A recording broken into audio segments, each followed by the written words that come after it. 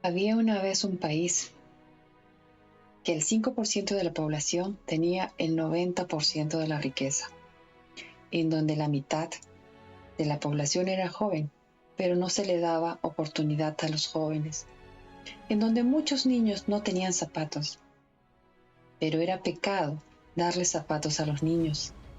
Había una vez un país en donde los que tenían las riquezas no solo tenían las riquezas, sino también el control de los medios, de la sociedad, de la política y hasta de la verdad. Había una vez un país en donde había muchos que no tenían nada y muy pocos tenían mucho, casi todo. Un día, uno de los que no tenían nada dijo: esto no puede seguir así, tenemos que hacer algo, el pueblo debe despertar. Inmediatamente los que tenían mucho dijeron: miren, ahí está uno, debemos callarlo, y si es necesario, debemos matarlo. Durante mucho tiempo ese país se mantuvo en silencio. Cada vez que alguien hablaba era callado, y cada vez que alguien no callaba era hasta asesinado. Después de mucho tiempo, algunos de los que no tenían nada se cansaron y dijeron que ya no aguantarían más. Pero los que tenían mucho intentaron callarlos otra vez. Solo que esta vez no pudieron, porque los que no tenían nada ahora estaban en las montañas y en los cerros protestando, alzando su voz. Ambos grupos lucharon mucho tiempo, y después de muchas muertes, y el resultado un país igual, pero diferente, donde siempre hay un grupo que lo tiene todo, pero el grupo que no tiene nada ya no quiere quedarse callado. Ya no quiere quedarse callado.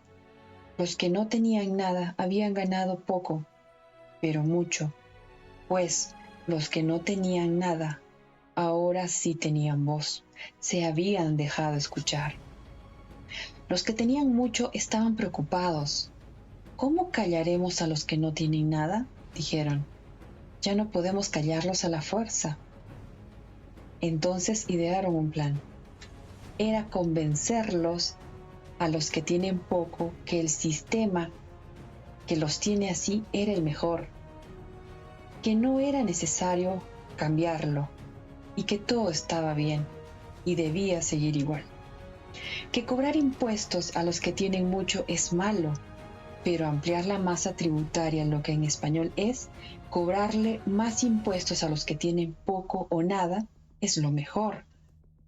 Que darle zapatos y útiles a los hijos que no tienen nada o poco es malo, pero darles beneficios económicos y tributarios a las empresas que tienen mucho es bueno. Que pagarle más a los trabajadores que ganan poco es malo. Que los que tengan más saqueen al Estado y salgan impunes es bueno. Que sea correcto dar órdenes de disparar a civiles alegando el orden y haciendo un despliegue policial y de fuerzas armadas magnífico para callar la voz de los ciudadanos sea bueno, y que por el contrario hagan creer a la población que se combate el narcotráfico, pero al parecer es protegido por el Estado. El plan por fin fue ejecutado. Lograron convencer a muchos de los que tienen poco, pero es un plan que al final fracasará. Porque cada fibra de nuestro cuerpo nos dice que quitarle al que tiene menos para darle al que tiene más no es lo correcto. Que no es correcto que nuestras mujeres sean golpeadas y asesinadas teniendo esa capacidad policial que ha demostrado no logre combatir la violencia. Que no es correcto que darle un vaso de leche a un niño sea llamado despilfarro. No es correcto. Ustedes y yo lo sabemos. Al final, la mayoría de los seres humanos, por naturaleza, somos buenos. La mayoría de los seres humanos queremos ayudar a los que tienen poco o nada, sacar adelante a los que tienen poco y darle una mano a los menos afortunados. Había una vez un país donde el 95% de la población solo tiene el 5% de la riqueza, pero en donde el 95% restante tiene poco o nada, ya no cree más en la receta del pasado.